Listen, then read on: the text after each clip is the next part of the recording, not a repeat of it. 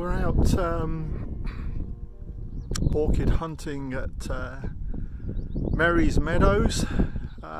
It's an annual pilgrimage to this place. It's a stunning location up the A1 past Stamford. There's a story about this place, which is basically that these fields are pretty much untouched for hundreds of years, which is why you find orchids here. I'm just going to switch the camera around a second so that I can show you what I'm looking at. Bear with me. Okay, this is a better view. These fields belong to a farmer by the name of George Merry. When he packed in farming about 30-40 years ago, he sold, I believe, or handed over, I think he sold 3 of his fields to the local nature fanatics, and this was one of them. The reason they were keen to secure it is that it's pretty much uncultivated and has been uncultivated for hundreds of years.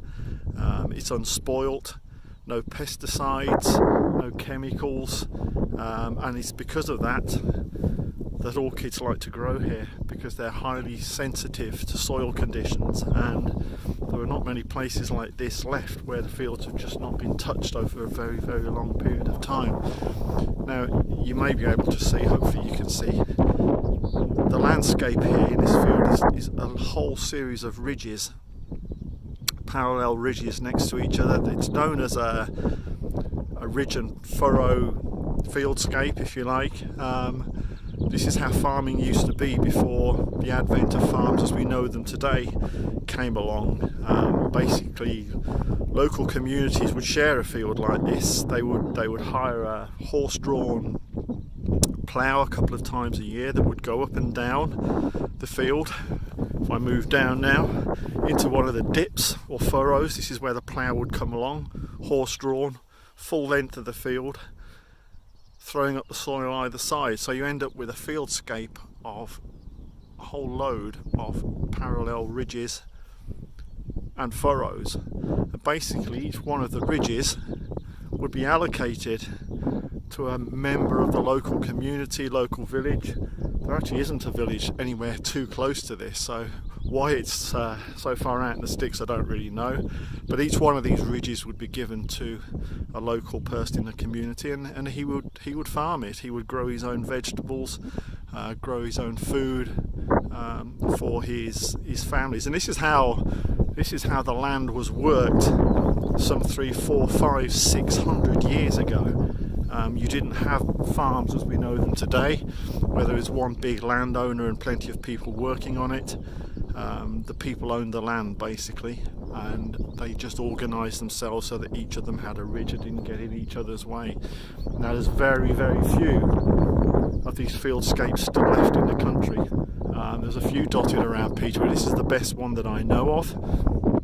And it proves it hasn't been touched, because if this was a cultivated field from modern years, it would be flat. So this is a very rare fieldscape, and that's why the orchids here particularly like it. Now, the orchid that grows here this time of year is the Green Veined Orchid, and there are literally thousands of them in this field. It's an absolutely fantastic place if you're an orchid fanatic like me.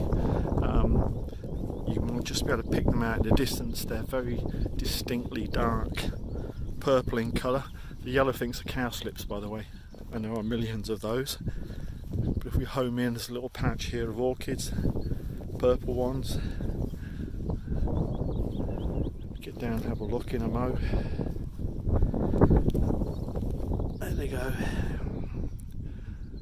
And there are, as I say, there's certainly over 1,000 here.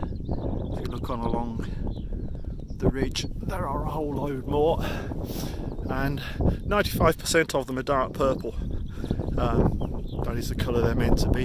They're called Green Veined Orchids because they have a green stripe on the underside of the flower. They're actually purple. Here's a better clump of them here. And you get some variety in the colours. If I'm trying to find one that's got the green markings on there that I can show you, but you really can't see them unless you get in really, really close. It's those stripes really. If you can just pick out the stripes, that's where he gets his green winged name from. Not very very convincing really. Now there is a variety of colours, 95% are purple, but you get the odd pink one, and the Holy Grail is a white one. And this is the first year in many years that I've been here that I cannot find a white one anywhere. I'm going to continue looking for a little bit longer, but it looks like it may have defeated me this year. There's usually only 2 or 3 here at best. The variety is known as Alba. I'm pretty convinced there's one here, but it's avoiding me. So it's a case of just finding a few different ones. There's one down here, for example, that is not just pure purple. At least it's a little bit different. You get it to focus. Probably the nicest ones that are here this year are the pinks, which again, there are very few, but I'll find one in a mo just to show you. As you can see, there are thousands of them. And it is a fantastic sight. You'll find you a pink one now. I see some over here. It's always difficult not to tread on these. There's a pink one you can just see coming in. These are cute.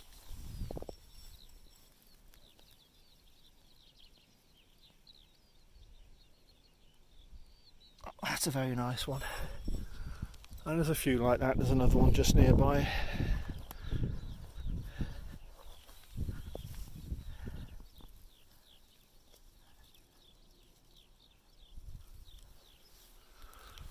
Oh, very nice, but no white ones. There's a nice little clump I saw earlier here of pink flowers, probably the nicest one I've seen on here today. The one on the right here is an absolute belter.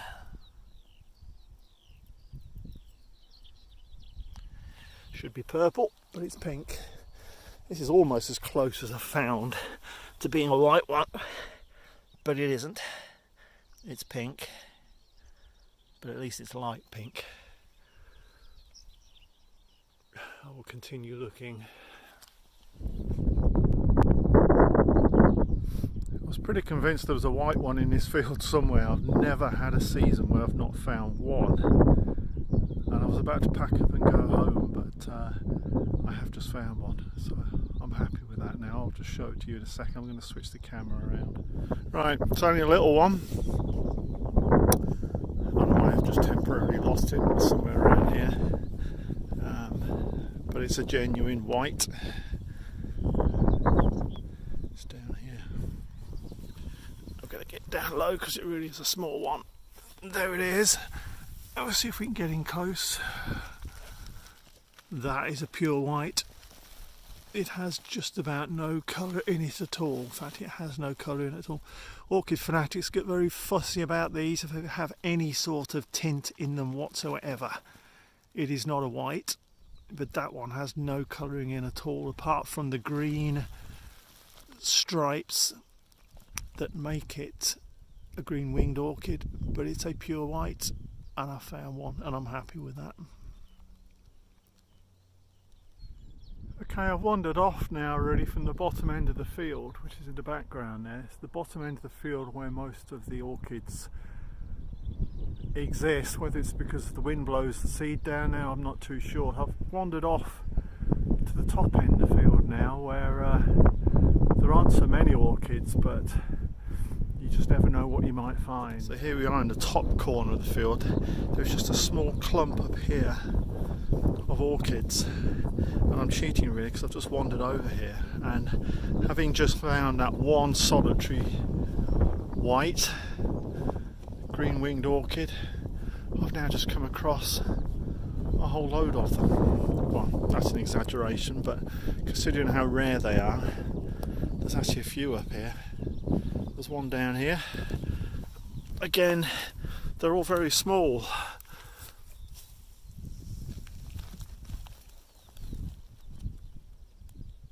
There's another nice one. And over here, some slightly bigger ones.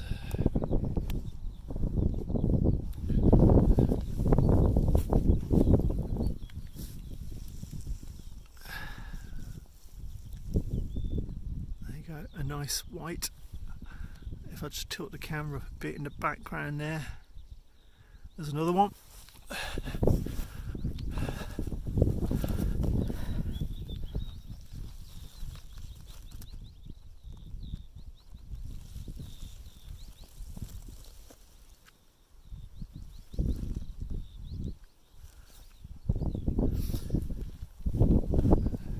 think that's it. But that's quite impressive to find 3. In fact, I've just seen another one.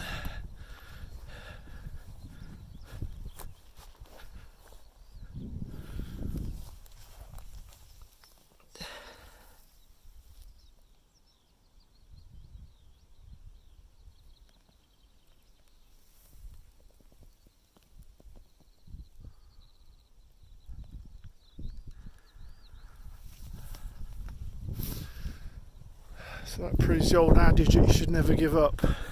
The number of times that I've gone searching for a particular plant and come close to the point where I give up and then it turns up. Once again, it's all come good. So that's probably a record number of whites for a season, having only 5 minutes ago decided there were none here. So I think that's probably about it. There's not too many up here.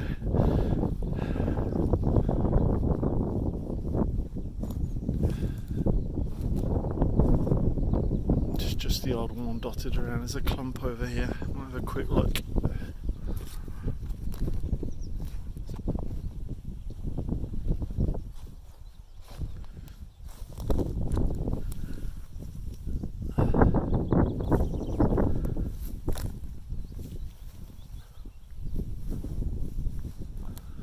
All purple, all dark purple, deep purple.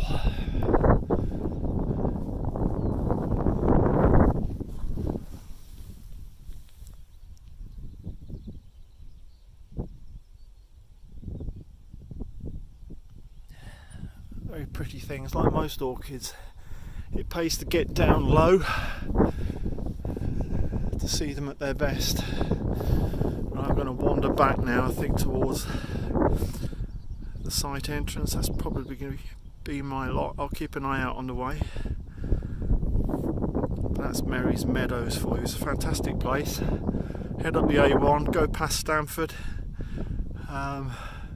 look for Greetham or Greetham, and you'll be very close by. It's not a secretive place, it's a proper nature reserve. You don't get many people here. It is off the beaten track, but for this sort of time of year, probably the next 2 to 3 weeks, these orchids will be here. It's well worth the trip out, probably on a slightly warmer day than today. Just heading back to the exit now, but can't resist this little group of plants around. They spot some really lovely colourings.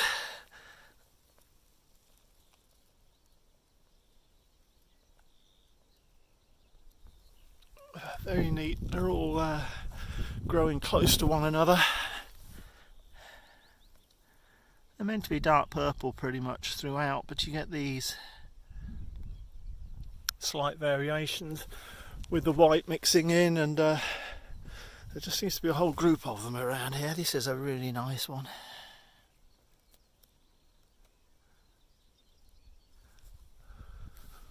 Pretty much a good one to finish on.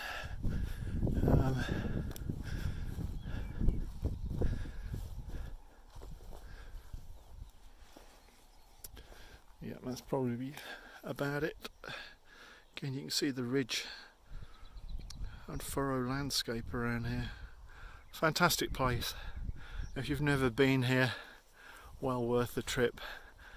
There's a nice little dark one down here. I can't resist looking at these things. That is an absolute clonker. I can get it to focus. Doesn't want to focus.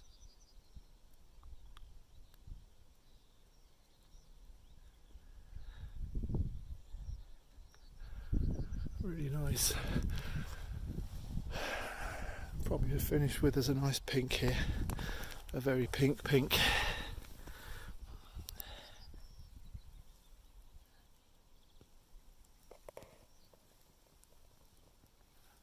Very nice.